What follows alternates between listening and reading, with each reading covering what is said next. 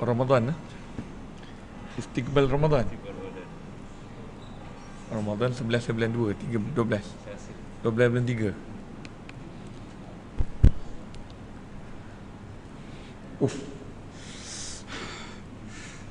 A'udzu billahi samil alim minasyaitonir rajim.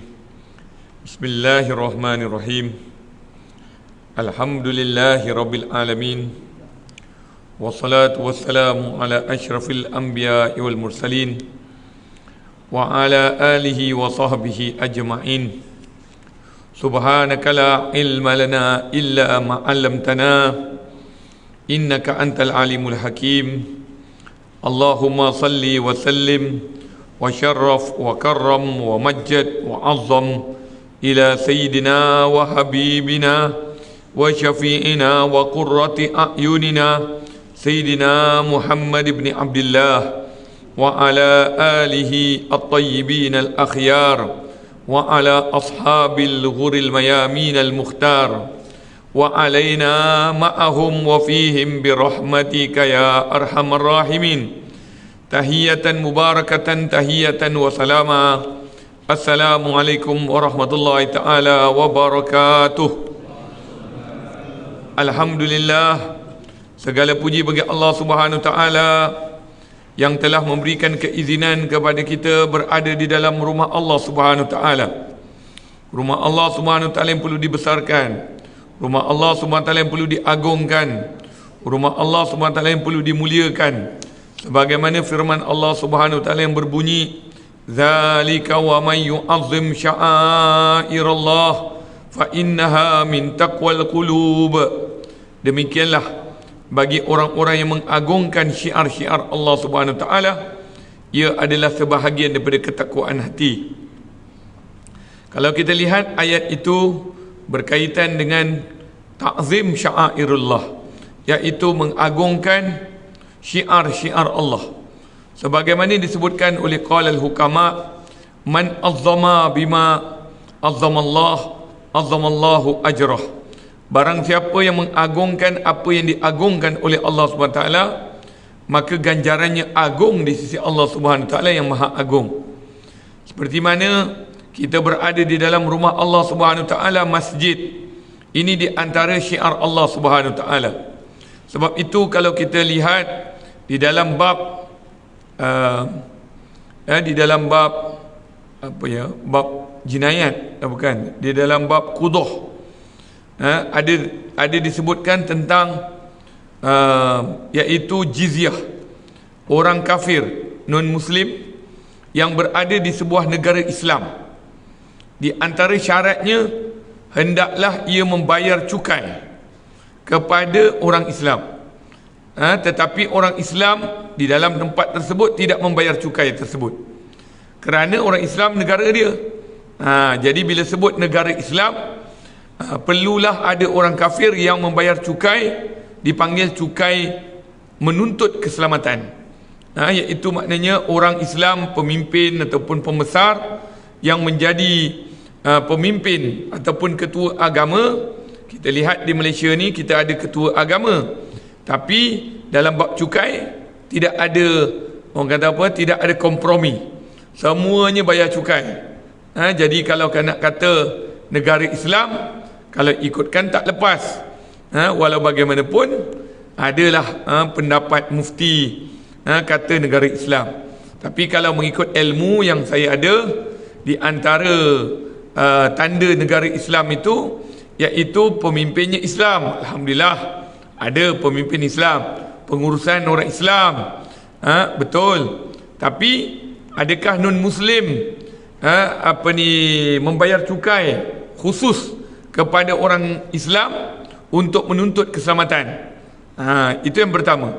Yang kedua, rumah orang non-Muslim lebih kecil daripada rumah orang Islam. Itu yang kedua. Yang ketiga, rumah ibadah orang Islam, rumah ibadah non-Muslim lebih kecil daripada rumah ibadah umat Islam. Jadi tengok, adakah tiga-tiga kategori itu ada pada negara kita contohnya? Ada juga yang mengatakan dipanggil hak bumi putera. Kata hak bumi putera tu bukan apa ni, dia menjaga hak orang Islam ke? Mungkin itu mengikut fatwa lah, mengikut fatwa. Tapi kalau mengikut pendapat dalam kitab, belum memadai. Sebab orang kafir rumahnya lebih besar daripada rumah orang Islam, bahkan rumah ibadah. Kalau tuan-tuan pergi tengok perangkaan hari ni, kalau di negara kita ni pun India lagi kurang, tapi dia punya kuil lebih kurang sama macam masjid juga. Lebih-lebih lagi, mereka ni ada percayaan, bila tengok ada pokok yang pelik sikit jadi kuil, rumah pelik sikit jadi kuil, kan? Jadi kat situ kita lihat bagaimana pentadbiran dan pengurusan balik kembali kepada yang ahlinya, maknanya yang memegangnya. Kita berceramah je. Kita menyampaikan ilmu je. Kembali kepada pihak pentadbiran, kembali kepada pihak pengurusan. Termasuklah kita ini akan mengakhirkan bulan Syakban. Saya difahamkan Ustaz bawa tajuk menyambut Ramadan. Tapi sebelum tu kita kena kata bagaimana kita nak mengakhirkan Syakban. Sebab Syakban ni pun ada peristiwa yang besar juga. Dua peristiwa yang berlaku di zaman Nabi sallallahu alaihi wasallam. Yang pertama sekali iaitu pemindahan kiblat daripada Masjidil Aqsa kepada Masjidil Haram. Sebagaimana Allah Subhanahu wa taala berfirman di dalam Al-Quran. Oh, tak ada. Ada ayat Quran tu. Falanwalliyannaka qiblatan tardaha fawalli wajhaka syatral Masjidil Haram wa haitsuma kuntum fawallu wujuhakum syatrah. Terzakir kalau ada air suam, kalau panas-panas sikit. Ini dah kena sejuk. Saya tadi sebelum datang sini pergi ziarah kubur arwah ayah. Ziarah kubur arwah ayah. Sebab tu kalau kita kat Malaysia, kita orang Melayu lah, orang Melayu lah. Tapi orang Melayu pun tadi saya dengar daripada satu grup, saya memang selalu follow Patriot. Patriot tu dia selalu cakap pasal sejarah. Jadi dia kata ada orang kata Malaysia ini berasal daripada Indonesia. Sedangkan mengikut sejarah, sebenarnya masa Kesultanan Melayu Melaka, Kesultanan Melayu Melaka, semasa datangnya semasa Islam, semasa orang Asia ini, termasuklah rumpun Nusantara, memeluk Islam, ia bermula daripada Kerajaan Kedah Tua. Kerajaan Kedah Tua tu 1136. 1136 tu berapa jauh? 1136 maknanya jauh lagi daripada kerajaan Majapahit ke ataupun Jawa ke. Jadi maknanya lebih awal lagi, di zaman tersebut adanya namanya Praong Mahawangsa. Dia cerita bagaimana orang Melayu tu lebih lama lagi. Orang apabila memeluk agama Islam, maka rakyatnya pun memeluk agama Islam. Itu di zaman kerajaan Sultan Muzaffar Shah. Sultan Muzaffar Shah I tu, itu yang berada di Gunung Jerai. Jadi kalau kita lihat di sana, maknanya orang Melayu yang pertama ialah orang Melayu yang berada di Asia berada di Kedah, kerajaan Kedah Tua. Jadi apa yang saya nak kaitkan iaitu bagaimana orang Melayu sambut Ramadan. Tuan-tuan, sebelum sebab saya dah sentuh pergi ziarah kubur arwah ayah tadi, apa tanda, apa cara orang Melayu sambut Ramadan? Kalau kita tengok orang Melayu dia sambut Ramadan, dia ada beberapa perkara yang dia buat. Rasanya saya rasalah negara lain pun tak buat macam kita. Ada yang saya dah kenal pasti ada 3. Tak tahulah penduduk sini boleh keluar lagi banyak lagi. Ada 3. Apa dia? Apa dia orang Melayu kalau nak sambut Ramadan, dia akan buat. Tadi pun saya pagi tadi pun ada ceramah juga menyambut Ramadan dekat Ampang.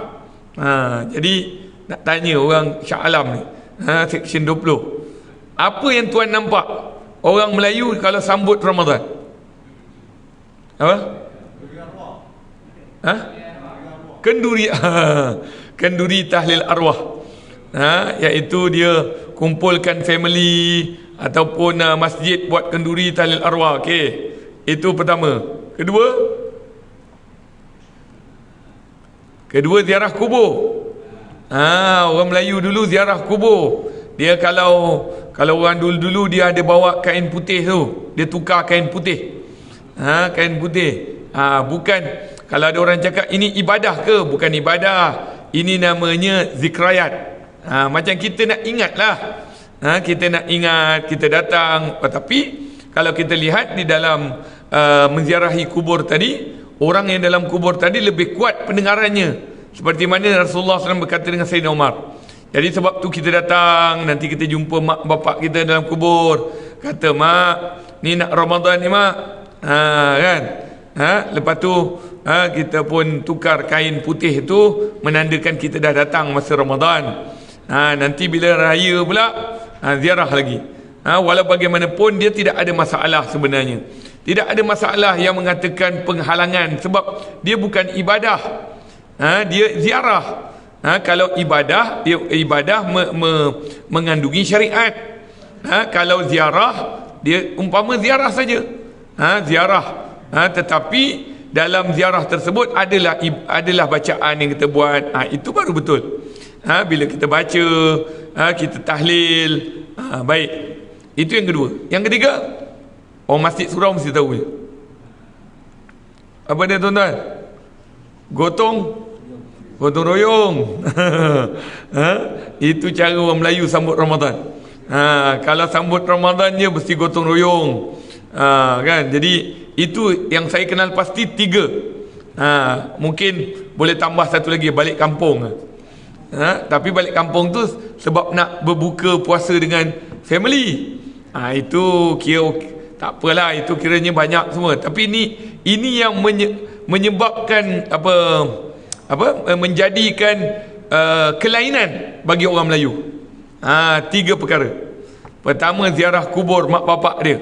Yang kedua, buat kenduri tahlil arwah. Yang ketiga, yang gotong royong. Ini di antara orang Melayu nak sambut Ramadan. Kalau anak-anak, tadi saya pun bercakap tadi, ada anak-anak muda remaja. Tanya dia, satu pun tak boleh jawab. Lepas tu boleh kita jawab, lepas ni ingat, ini 3 perkara yang dilatih ataupun yang diterbiah ataupun yang dididik oleh mak bapak kita sebelum nak menyambut Ramadan. Nanti bila Ramadan nanti, bazar lah. Bazar jual makanan, banyak-banyak tu tepi dekat bazar Ramadan. Baik. Sebelum tu kita berada di dalam bulan Syakban, dan masih ada dalam bulan Syakban. Jangan cepat-cepat nak minta Ramadan. Syakban ni masih ada lagi. Kerana Syakban ini terdapat beberapa perkara yang boleh kita pelajari. Pertama sekali, iaitu pemindahan kiblat daripada Masjidil Aqsa kepada Masjidil Haram. Berlaku pada bulan Syakban, ketika mana Allah Subhanahu Taala memerintahkan wahyu kepada Nabi sallallahu alaihi wasallam, tetapi Nabi SAW dalam semayang. Ini luar biasa. Nabi sedang dalam semayang, Allah tukarkan pemindahan kiblat itu disebabkan perasaan yang ada pada Nabi SAW. Nabi SAW tidak minta pun. Nabi SAW tak minta pun untuk pindah kiblat tu. Tak, maknanya Rasul tak minta, ya Allah pindahkan kiblat, tak. Tapi Allah nampak hati Nabi SAW. Sebab Nabi SAW meminta kepada Allah, bukan minta, perasaan Nabi. Alangkah bagusnya kalau kiblat ni ke Masjidil Aqsa, Masjidil Haram. Lalu Allah SWT kata, "Falanuwalliyannaka kiblatan tardaha." Kami memindahkan engkau wahai Muhammad sallallahu alaihi wasallam, kiblat solat itu menghadap kepada Masjidil Haram. Fawallu wujuhakum. Apabila kamu berada di mana-mana pun, hendaklah kamu memandang kepada kiblat tersebut. Jadi sebab itulah ayat tu dinamakan ayat kiblat, tahwilul kiblah. Ayat pemindahan kiblat daripada Masjidil Aqsa kepada Masjidil Haram. Sebab tu kalau kita lihat daripada peristiwa Isra' al-Mi'raj, peristiwa pemindahan kiblat, ada namanya Masjidil Aqsa. Yang hari ni kita semua sedang doa. Pagi tadi petang tadi pun petang tadi ada rapat umum, ada himpunan besar-besaran menyatakan ketidakpuashatian kerana Israel masih terus membedil, terus genosid kepada saudara Islam kita di Palestin. Walau bagaimanapun kita minta dengan Allah Subhanahu Wa Taala, mudah-mudahan Ramadan nak menghampir ni, ya Allah, bagilah keizinan daripada-Mu, ya Allah. Sebab kita kalau menjerit-jerit pun, kita mengangkat spanduk pun, kalau Allah tak izinkan stop, takkan stop. Sebab semuanya, walaupun pada zahirnya pentadbiran itu pada manusia, hakikatnya Allah Subhanahu Wa Taala. Sebab itu munajat lebih kuat daripada kita memberontak. Munajat lebih kuat daripada kita berkumpul.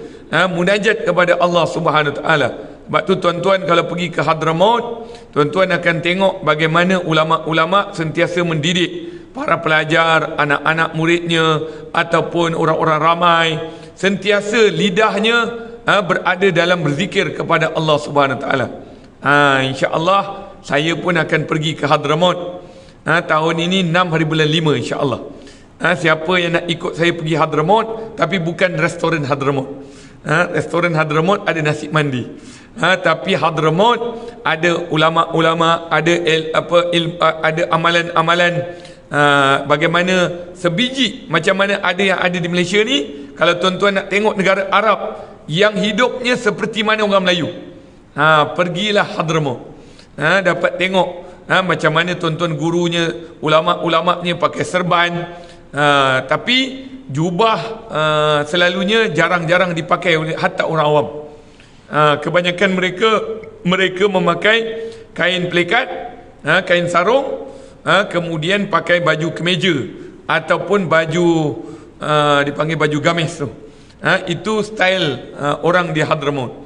Walau bagaimanapun, kita lihat bagaimana simulasi ataupun bagaimana asimilasi di antara orang Hadramaut dengan tanah Melayu. Sebab itulah kalau tuan-tuan pergi ke Hadramaut nanti dengar sebutan kacang, kacang, sirwal, apa lagi, sambal. Ini semua sebutan-sebutan orang Melayu. Sebab dulu apabila ulama-ulama daripada Hadramaut datang ke tanah Melayu, maka mereka bercampur, hatta ada sebahagian mereka berkahwin dengan anak-anak raja. Maka akhirnya dapatlah zuriat-zuriat orang Melayu campur dengan orang Arab, yang hari ini kita lihat kebanyakannya mereka keturunan Said dan Sharifah. Di Malaysia ni kalau kita dengar ada nama Said Sharifah, itu sebab datuk nenek moyang dia datang ke tanah Melayu, kemudian berkahwin dengan orang asal, orang tempatan. Kemudian lahirlah daripada keturunan-keturunan ni Sayyid, Sharifah, yang mana diambil daripada keturunan Nabi Muhammad sallallahu alaihi wasallam.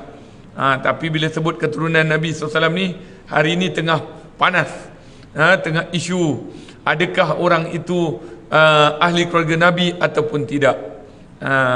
Saya adalah orang yang di antara orang yang ialah saya tahu mengenai keluarga Nabi SAW, mengenai ilmu ahli bait Nabi SAW.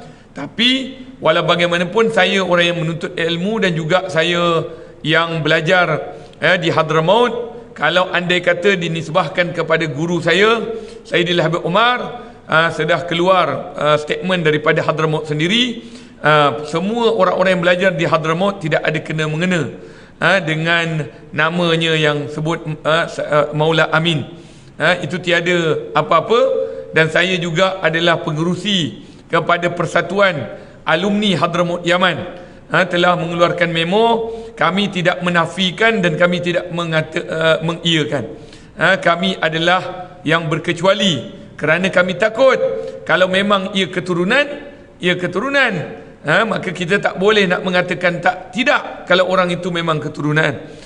Tapi kalau ikutkan pada siasatan, sebenarnya pihak polis dah bertanya dengan saya sendiri, pernah bertanya kepada saya sendiri. Pihak Jabatan Mufti pernah bertanya kepada saya.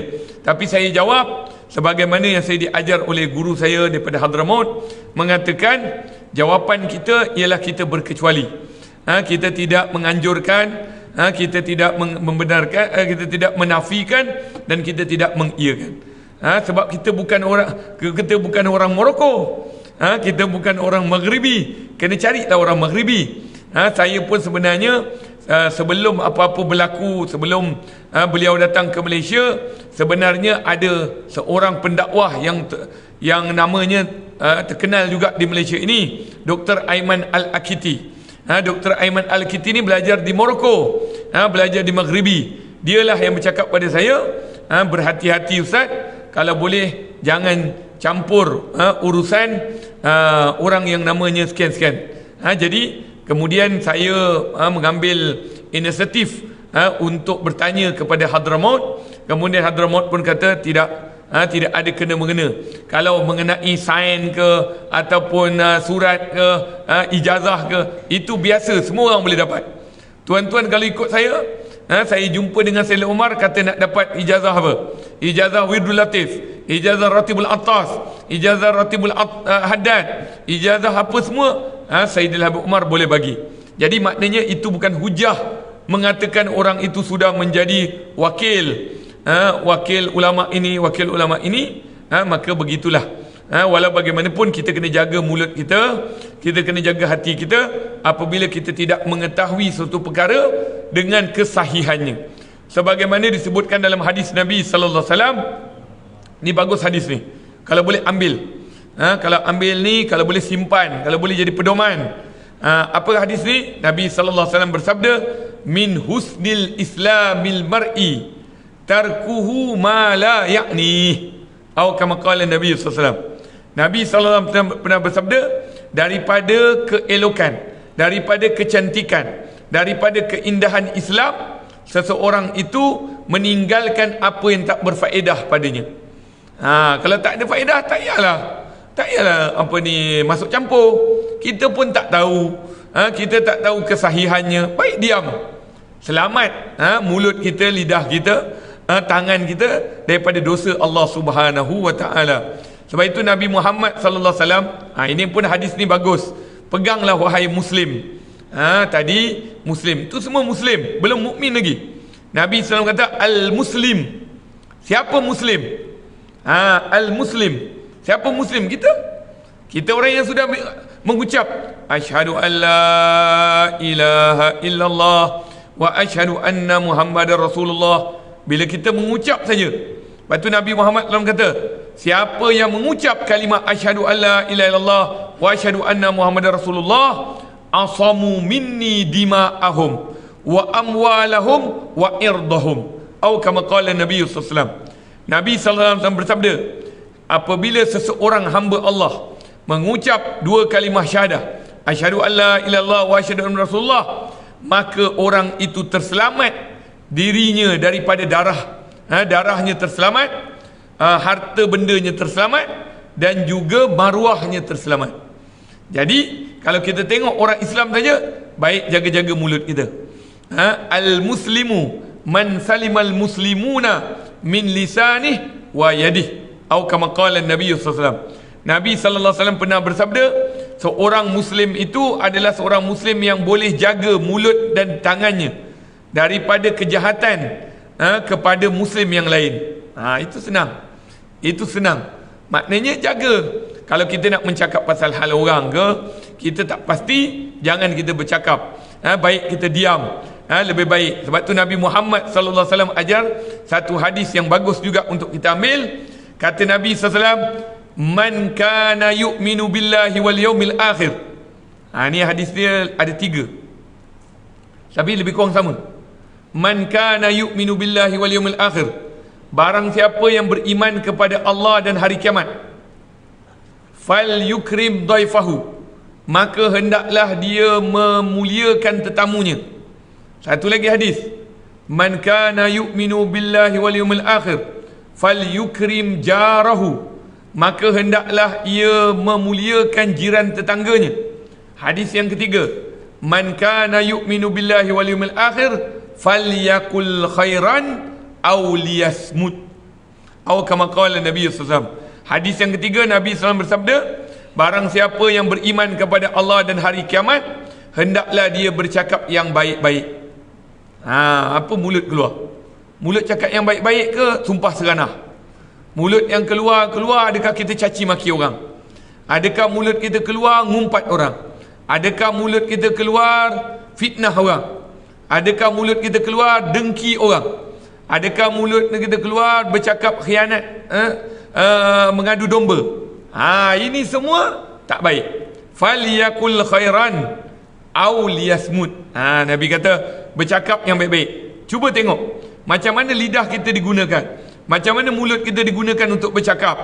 Tapi kata Nabi SAW, kalau dah tak boleh sangat, tak boleh mulut nak bercakap juga. Tapi bila bercakap, ada kutuk orang, ada caci orang, ada rendahkan orang, ada ada mengata orang, ada memfitnah orang, ada mengumpat orang. Jadi Nabi kata falyakul khairan au liyasmut, ataupun diam lebih baik. Sebab tu kalau kita lihat di dalam ibadah yang Allah Subhanahu Wa Taala berikan, ada satu ibadah Allah Subhanahu Wa Taala suruh kita diam. Kita tak boleh bercakap, tapi itu ibadah. Bila tuan-tuan? Kalau sekarang ni bercakap pun tak ada masalah, tapi dalam ibadah tu tak boleh bercakap. Solat, okey. Solat. Lagi solat Jumaat, khutbah. Khutbah tu di antara orang yang boleh dikira dia tak bercakap bila orang bercakap dalam ibadah. Sehingga kan dalam sebutan apabila khatib berkhutbah, jangan menyebut diam sekalipun. Faqad laghauta, sesungguhnya telah binasalah pahala Jumaat kamu.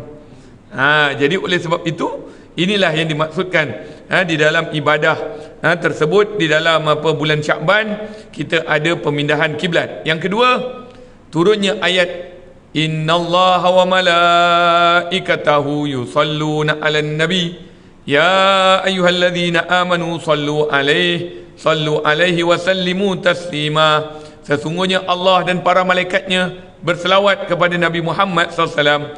Wahai orang-orang yang beriman, selawatlah kamu kepadanya. Selawat kepada Nabi Muhammad SAW dengan kesejahteraan. Jadi bulan Syakban ni bulan selawat, bulan memperbanyakkan selawat. Jadi bolehlah selawat, ambillah tasbih, bacalah selawat kepada Nabi Muhammad SAW. Dulu masa saya belajar di Mesir, saya belajar di Syria, saya belajar di Yaman, ketiga-tiga negara ini ada majlis selawat. Dia bukan selawat yang maulid tu, dia selawat betul. Dia duduk ramai-ramai, dia duduk sama-sama, dia baca selawat. Allahumma salli ala Sayyidina Muhammad wa ala ali Sayyidina Muhammad. Allahumma salli ala Sayyidina Muhammad wa ala ali Sayyidina Muhammad. Allahumma salli ala Sayyidina Muhammad wa ala ali Sayyidina Muhammad. Bila mereka baca tu lepas solat Jumaat. Lepas solat Jumaat mereka ramai-ramai baca selawat. Allahumma salli ala Sayyidina Muhammad wa ala ali Sayyidina Muhammad. Selawat kepada Nabi sallallahu alaihi wasallam. Jadi kalau boleh kita amalkan selawat kepada Nabi sallallahu alaihi wasallam sebanyak-banyaknya.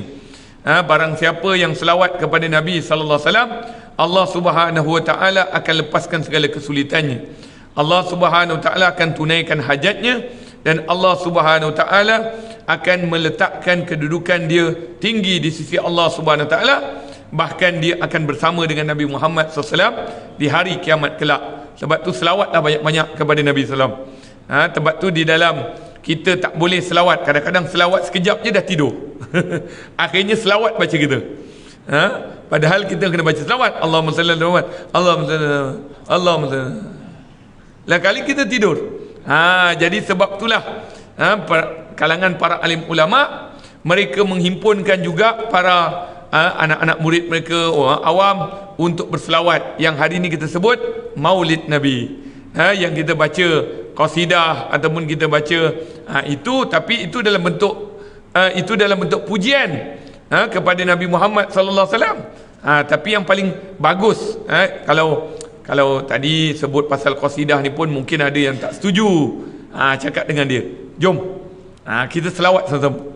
Allahumma salli salatan كاملة وسلم سلاما تاما على سيدنا محمد الذي تنحل به العقد وتنفرج به الكرب وتقضى به الهوائج وتنال به الرغائب وحسن الخواتيم ويستسقى الغمام بوجهه الكريم وعلى آله وصحبه في كل لمحة ونفس بأعداد كل معلوم لك. Itu nama dia selawat tafrijiyah. Selawat pembebasan. Selawat melepaskan segala kesulitan. Siapa yang ada banyak masalah, cuba amalkan selawat ni. Selawat ni best. Sebab selawat ni banyak tenang. Saya suka selawat macam-macam yang tadi tu, sebab dia ada lenggok dia ada lahan dia.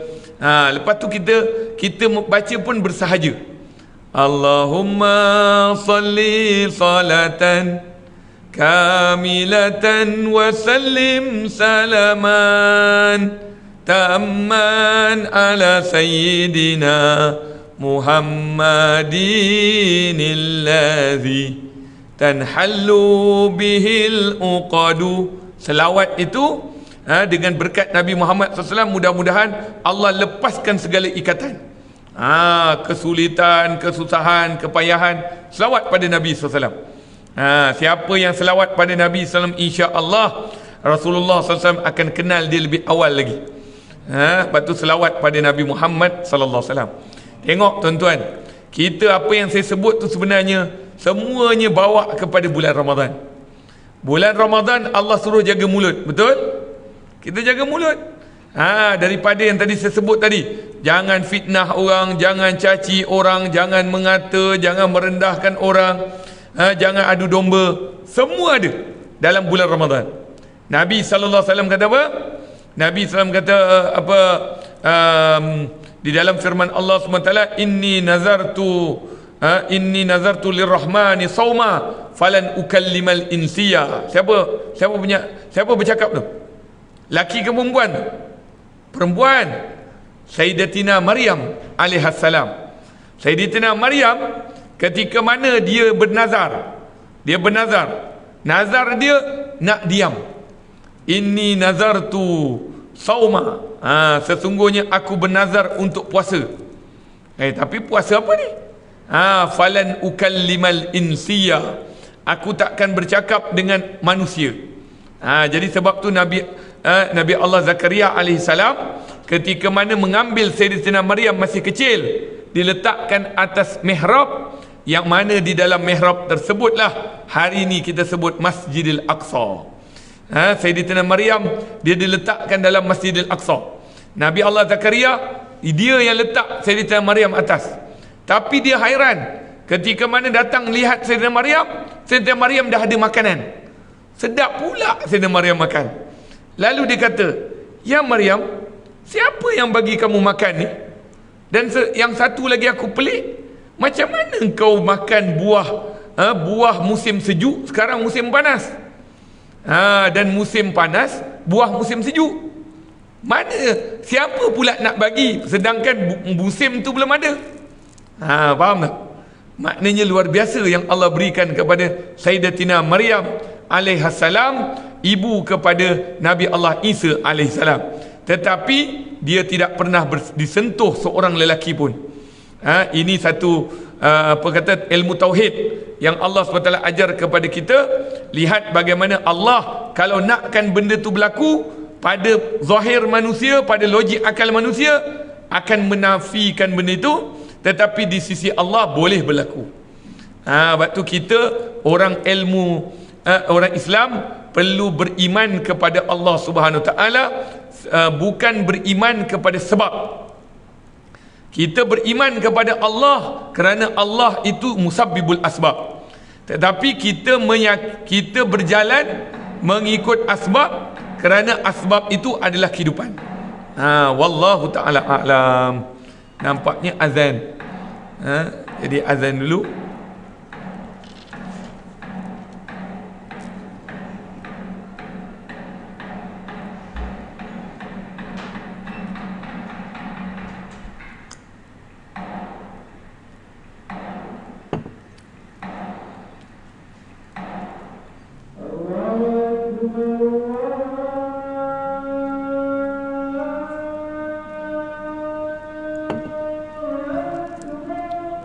Marhaban bil qailin marhaban bisalati Allahu akbar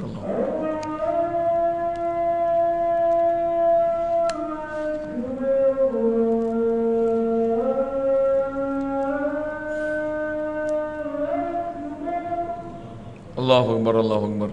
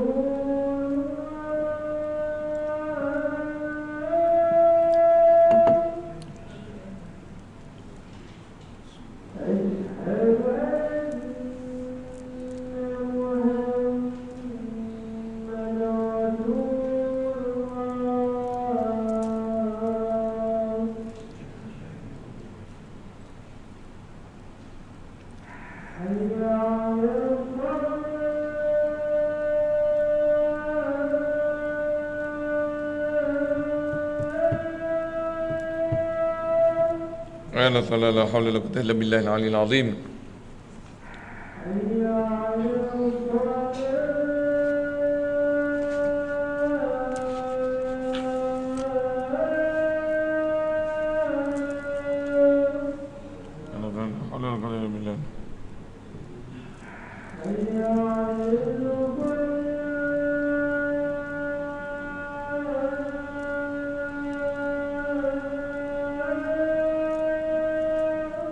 La hawla wala quwwata illa billahil aliyyil azim.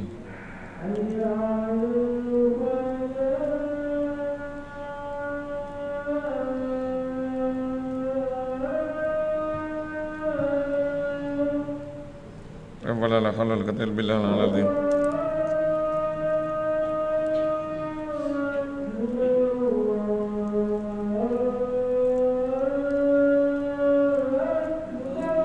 Allahu akbar Allahu akbar.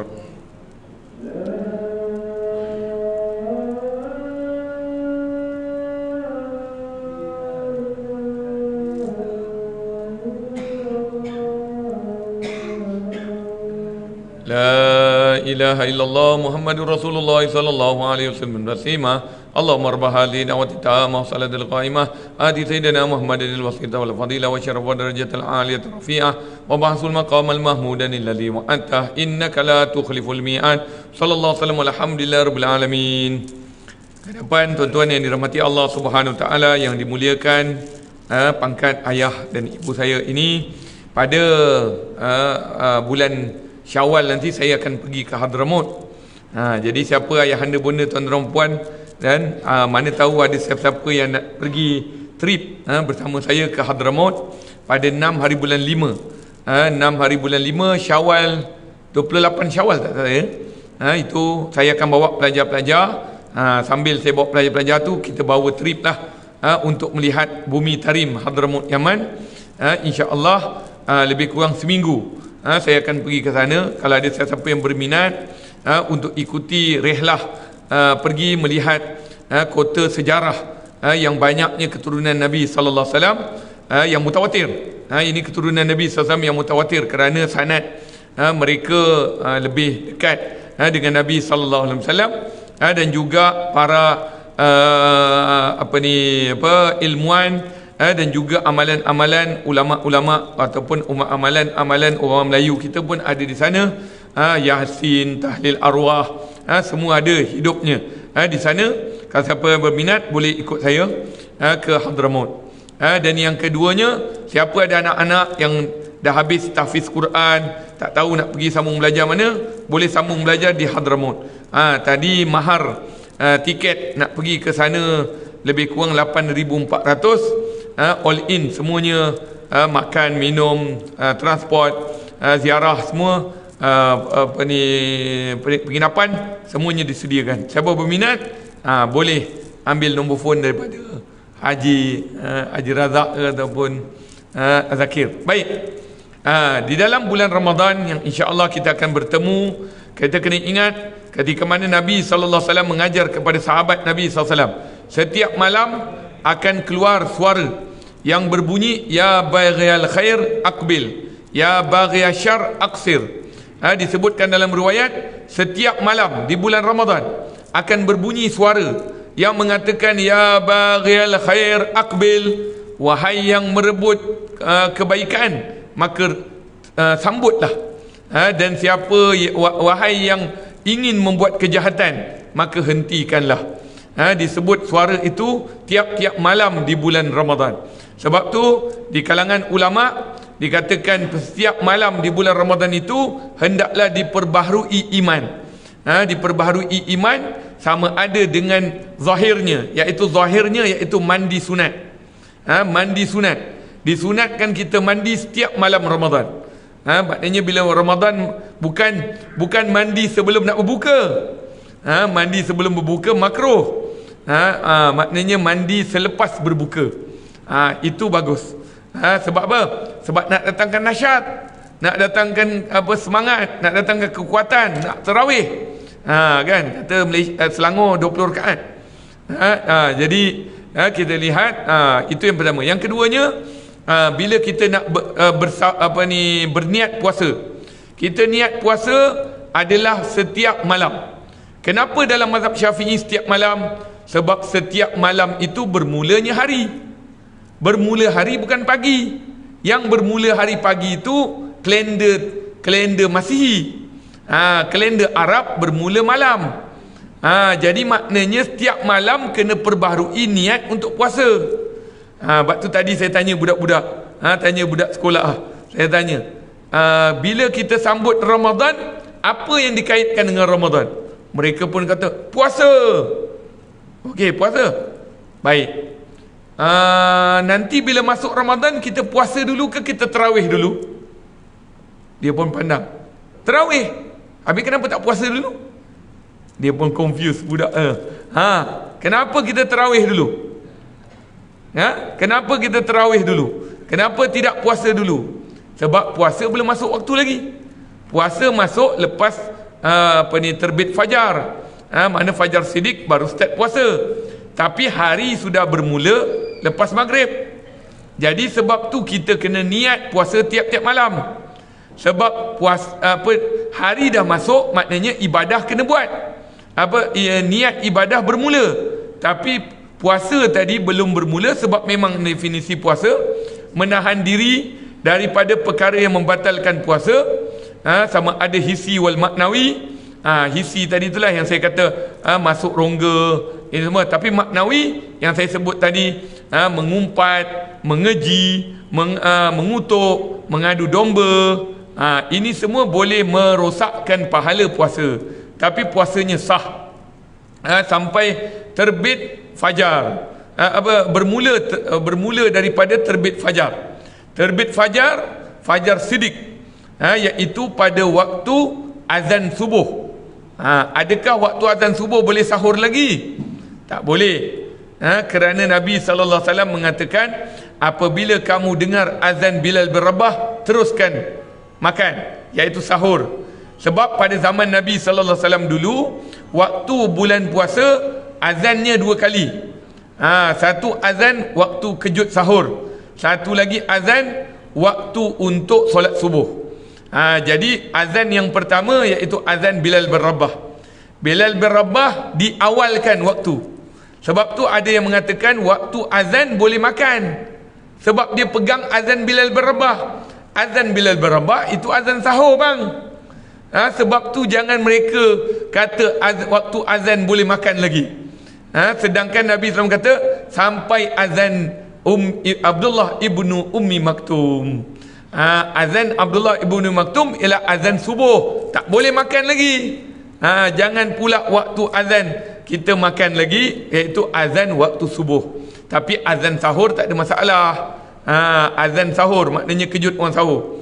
Tapi dekat Indonesia kejut sahurnya sampai menjerit. Ada pukul apa ni, periuk. Sahur. Jadi kita kat Malaysia tak ada suasana tu. Tapi kita kalau boleh hidupkan azan pertama. Tapi maklumkanlah, sekarang ada yang pula ingat azan yang pertama dia ingat dah tak boleh makan. Azan yang pertama itu azan kejut sahur. Azan yang kedua azan untuk solat zuhur, solat subuh. Wallahu taala a'lam. Saya minta maaf. Saya sebenarnya sambung mengaji pula. Lepas ni saya kena pergi ke Jenderam, saya menuntut ilmu. Jadi saya minta ampun dan maaf atas segala kekurangan dan kelemahan diri selama ini. Allahumma inna nas'aluka al-'afwa wal 'afiyah wal mu'afata da'imah fid din wal akhirah. Ya arhamar rahimin, ya Allah Tuhan kami, akhirkanlah Sya'ban ini dengan sebaiknya ya Allah. Tutup Sya'ban ini dengan sebaiknya untuk kami ya Allah. Jumpakan kami Ramadan dengan sebaik-baiknya ya Allah. Ya Allah, kuatkan kami untuk berpuasa di bulan Ramadan pada siangnya dan pada malamnya kami berqiyamul lail dan bertarawih. Ya Allah Tuhan kami, jadikanlah kami orang yang berbahagia bila bertemu dengan Ramadan-Mu ya Allah. Ya Allah, jadikanlah Ramadan tahun ini lebih baik daripada Ramadan yang sebelumnya ya Allah. Ya arhamar rahimin, Rabbana atina fid dunya hasanah wa fil akhirati hasanah wa qina adzabannar. Wa sallallahu wasallam walhamdulillahi rabbil alamin. Kepada tuan-tuan dan puan-puan yang dirahmati Allah SWT, kalau ada sesiapa yang nak sponsor makan untuk iftar dan juga sahur untuk pelajar tahfiz saya yang terletak dekat Taman Keramat, boleh berbuat sedemikian. Itu juga nanti saya kongsikan posternya dengan Tuan Haji Razak dan Akhina Zakir. Kalau boleh dikongsi, siapa yang nak derma untuk bagi makan untuk anak-anak tahfiz. Hadza wabillahi taufiq wal hidayah. Assalamualaikum warahmatullahi taala wabarakatuh. Saya minta ampun dan maaf atas segala kekurangan dan kelemahan. Hadza wabillah.